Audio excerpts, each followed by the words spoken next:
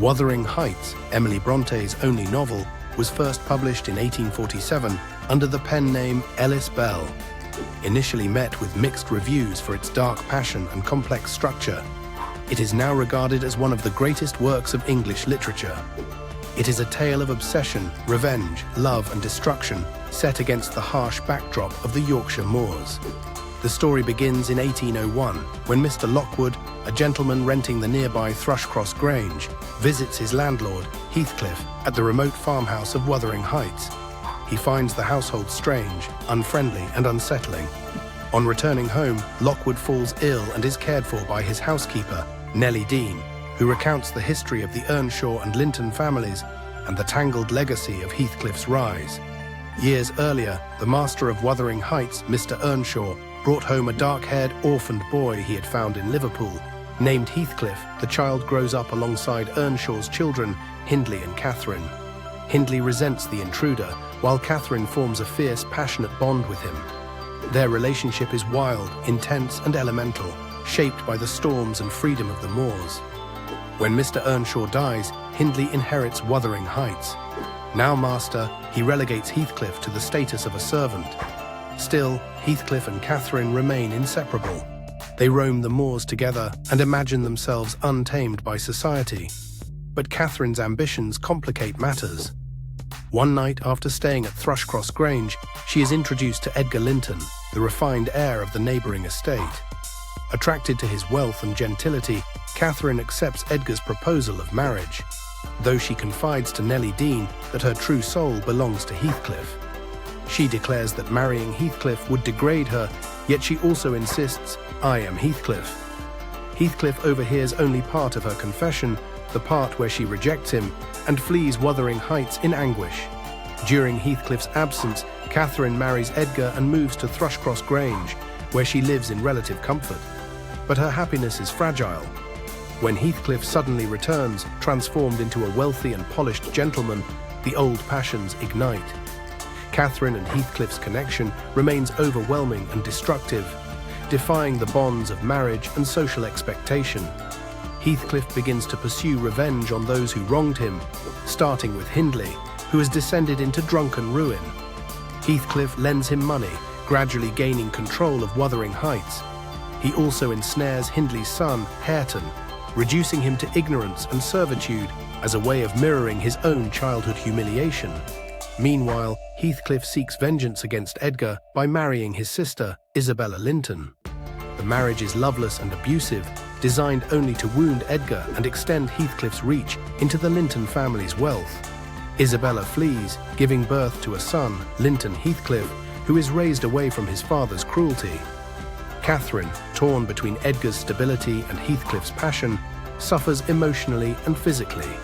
After a series of intense confrontations, she becomes ill, worn down by the strain of her divided loyalties. She dies shortly after giving birth to her daughter, Cathy Linton.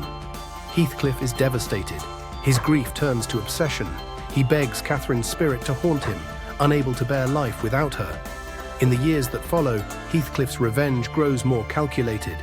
He gains full possession of Wuthering Heights and schemes to control Thrushcross Grange as well. He forces young Cathy to marry his sickly son, Linton, ensuring that, on Linton's death, Heathcliff will inherit both estates. But Heathcliff's triumph is hollow. Though he dominates the younger generation, his obsession with Catherine consumes him. He becomes increasingly haunted, believing her ghost lingers in the house and on the moors. Eventually, he wastes away, refusing food, and dies with a look of ecstatic peace, as though reunited with her in death. He is buried beside Catherine. The novel closes with Lockwood revisiting the graves of Catherine, Heathcliff, and Edgar. The moors are quiet, and the sense of eternal rest suggests that at last, the destructive cycle of passion and revenge has ended. Wuthering Heights is one of literature's most powerful explorations of passion and its consequences. Love and obsession, Catherine and Heathcliff's relationship transcends conventional romance, but it is as destructive as it is intense. Their bond is depicted as elemental, even spiritual, yet it ruins both their lives and the lives of those around them. Revenge and cycles of violence, Heathcliff's need for retribution drives much of the plot. His vengeance against Hindley, Edgar, and their children perpetuates the very cruelty he once suffered, creating a cycle of bitterness across generations. Nature and the supernatural, the Yorkshire moors, are not just a backdrop, but a living force in the novel. The wild landscape reflects the characters' untamed passions. Ghosts and supernatural presences blur the line between life and death, love and eternity.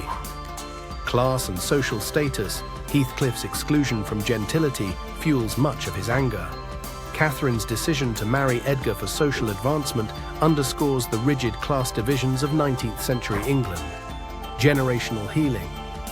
Though the first half of the novel is dominated by cruelty and destruction, the younger generation, Cathy and Hareton, begin to break the cycle, offering a glimmer of reconciliation and hope.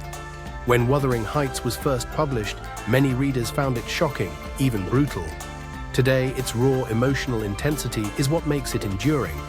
It challenges romantic ideals, showing love not as gentle or redemptive, but as overwhelming, obsessive, and often ruinous.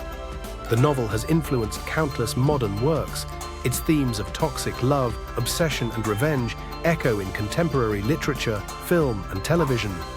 The figure of the dark, brooding anti-hero, shaped in part by Heathcliff, appears throughout Gothic fiction and modern storytelling, from Victorian literature to popular romance and even television dramas. Adaptations of Wuthering Heights have ranged from faithful period pieces to radical reinterpretations, including films, stage versions, and even musical retellings. Each generation reshapes the story, sometimes portraying Heathcliff as a tragic romantic figure, and at other times as an abuser whose cruelty cannot be excused. The novel's enduring appeal lies in its ambiguity. It offers no easy answers, no neat resolutions, only the haunting truth that passion can both elevate and destroy. On the windswept moors, Catherine and Heathcliff remain eternal, symbols of love at its most ungovernable and its most devastating.